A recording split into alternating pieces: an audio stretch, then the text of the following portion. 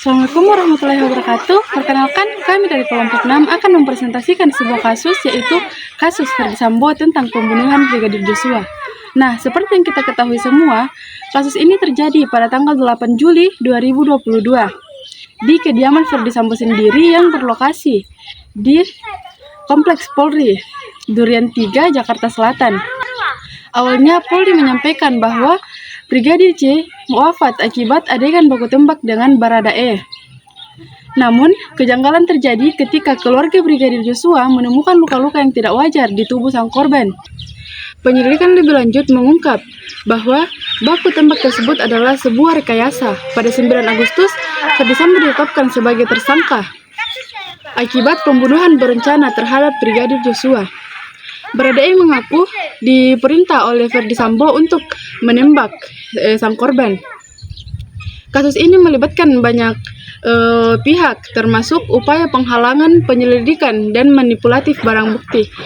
Adapun orang-orang yang terlibat, yaitu yang pertama Irjen Ferdy Sambo sendiri sebagai tersangka utama pembunuhan berencana. Yang kedua yaitu Putri Cendrawasih, istri dari Ferdy Sambo, yang diduga mendapatkan pelecehan sehingga pembunuhan berencana ini terjadi. Yang ketiga yaitu Baradae, anggota Polri yang melakukan penembakan terhadap Brigadir Joshua. Yang keempat yaitu Brigadir Ricky Rizal, yang juga termasuk tersangka dan mencoba menutupi kasus.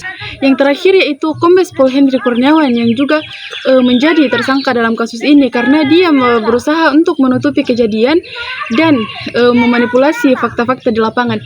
Baik, itu adalah materi dari saya. Materi selanjutnya akan disampaikan oleh teman saya. Untuk materi selanjutnya ada proses peradilan, di mana dalam hal ini mencakup beberapa poin. Yang pertama ada penetapan tersangka. Polisi menetapkan Ferdy Sambo, Baradae, Brigadir Ricky Rizal, dan beberapa pejabat Polri lainnya sebagai tersangka atas pembunuhan Brigadir J dan manipulasi bukti. Yang kedua, ada penahanan dan persidangan. Para tersangka ditahan dan menjalani sidang di Pengadilan Negeri Jakarta Selatan dan Jakarta Pusat. Kasus ini menjadi perhatian publik karena melibatkan beberapa pejabat tinggi Polri. Yang ketiga, ada pembelaan. Ferdy Sambo dan terdakwa lainnya memberikan pembelaan, namun bukti kuat seperti CCTV dan keterangan saksi mengungkap keterlibatan mereka. Yang kedua, ada putusan hukum, di mana Ferdy Sambo sendiri dijatuhi hukuman mati atas pembunuhan berencana dengan motif pribadi. Yang kedua, ada Baradae mendapat hukuman 1 tahun 6 bulan karena mengikuti perintah sebagai bawahan. Yang ketiga, atau oknum-oknum yang lain itu Brigadir Ricky Rizal dan pejabat Polri lainnya dijatuhi hukuman penjara sesuai keterlibatan dalam menutupi kejahatan. Untuk aspek dalam keadilan itu di sini juga mencakup beberapa poin. Yang pertama ada teori hukum, di mana hukuman sesuai dengan pasal 340 KUHP tentang pembunuhan berencana, meski muncul pertanyaan tentang dampaknya pada reformasi sistemik di kepolisian. Yang kedua adalah keadilan sosial, yaitu hukuman dianggap adil karena menegaskan bahwa pejabat tinggi pun tidak kebal hukum, meski ada kebutuhan untuk reformasi agar kasus serupa tidak terulang. Yang ketiga ada etika. Tindakan Ferdy Sambo melanggar nilai moral dan kejujuran, menjadikan hukuman mati sebagai konsekuensi yang pantas secara etika. Untuk yang keempat itu ada pelaksanaan hukuman. Hingga kini belum ada laporan resmi tentang eksekusi hukuman mati terhadap Ferdy Sambo. Ia telah dipindahkan ke Nusa Kambangan, tempat eksekusi biasanya dilaksanakan. Terima kasih. Di sini saya akan membahas tentang aspek hukum dalam kasus Ferdy Sambo, yaitu tentang identifikasi undang-undang yang ditetapkan dalam kasus Ferdy Sambo. Kasus ini memanfaatkan berbagai pasal hukum, antara lain pasal 340 KUHP tentang pembunuhan berencana. Ferdy Sambo dikenai pasal ini karena diduga merencanakan pembunuhan terhadap Brigadir J dengan dugaan motif pribadi, yakni pelecehan terhadap istrinya, itu Putri Cendrawasih. Yang kedua, pasal 338 KUHP tentang pembunuhan dikenakan terhadap Baradae sebagai eksekutor pembunuhan atas penembakan terhadap Brigadir J atas perintah Ferdi Sambo. Yang ketiga, pasal 56 KUHP tentang peran serta dalam kejahatan. Brigadir Ricky Rizal terjerat pasal ini karena membantu dan mendukung perencanaan pembunuhan. Yang keempat, pasal 221 KUHP tentang menghalangi penyidikan. Pasal ini dikenakan pada sejumlah Polri yang membantu menutupi kasus ini serta memanipulasi bukti. Dan terakhir itu Undang-Undang Nomor 2 Tahun 2002 tentang Kepolisian Republik Indonesia juga menjadi landasan tindakan para pelaku dianggap sebagai penyalahgunaan wewenang yang melanggar tugas dan kode etik Polri.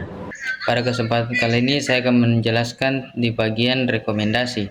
Jadi menurut Komposah itu terdapat 5 bagian, yaitu 1. Hukum yang sesuai dengan tingkat kesalahannya. Kemudian yang kedua ada pengawasan yang ketat dalam proses hukum. Yang ketiga ada keadilan untuk korban serta keluarga. Keempat ada pemberian teguran serta permintaan maaf institusional atau lembaga yang terlibat. Kelima ada aturan tegas untuk masyarakat tentang hukum. Penjelasannya ya, untuk yang pertama itu ada hukum yang sesuai dengan tingkat kesalahan. Jadi mengapa sangat penting? Karena menurut kelompok saya itu hukum harus mencerminkan tingkat kejahatan yang dilakukan oleh masing-masing pihak. Seperti contoh kasus yang kelompok kami ambil, Ferdi Sambo sebagai pelaku utama yang merancang dan memerintahkan pembunuhan harus dihukum berat untuk menegaskan bahwa kejahatan yang disengaja dan disertai penyalahgunaan kekuasaan tidak bisa ditoleransi secara manusiawi. Kemudian yang alternatif solusinya yaitu penerapan hukuman bagi pelaku utama, namun bagi pihak-pihak yang terlibat dengan peran kecil seperti mereka yang hanya menjalankan perintah tanpa niat jahat, hukuman harus dipertimbangkan dengan adil, seperti hukuman yang lebih ringan atau program rehabilitasi. Kemudian untuk poin yang kedua ada pengawasan independen dalam proses hukum. Mengapa sangat penting? Karena masyarakat harus percaya bahwa proses hukum berjalan tanpa intervensi dari pihak-pihak yang memiliki kepentingan atau kekuasaan besar. Alternatif solusinya itu melibatkan lembaga independen untuk memantau jalannya persidangan dan memastikan keputusannya dibuat berdasarkan bukti yang sah. Transparansi dalam semua tahapan proses hukum juga sangat penting, termasuk penyampaian informasi kepada masyarakat.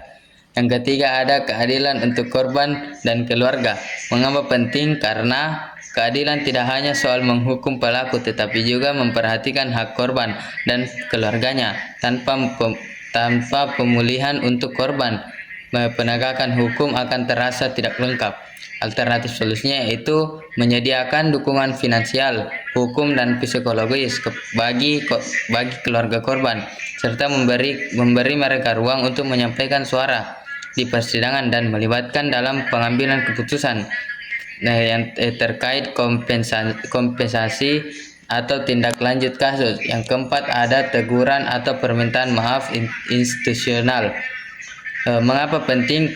Karena kejahatan ini dilakukan oleh individu dalam institusi besar yang turut mencoreng nama baik institusi tersebut.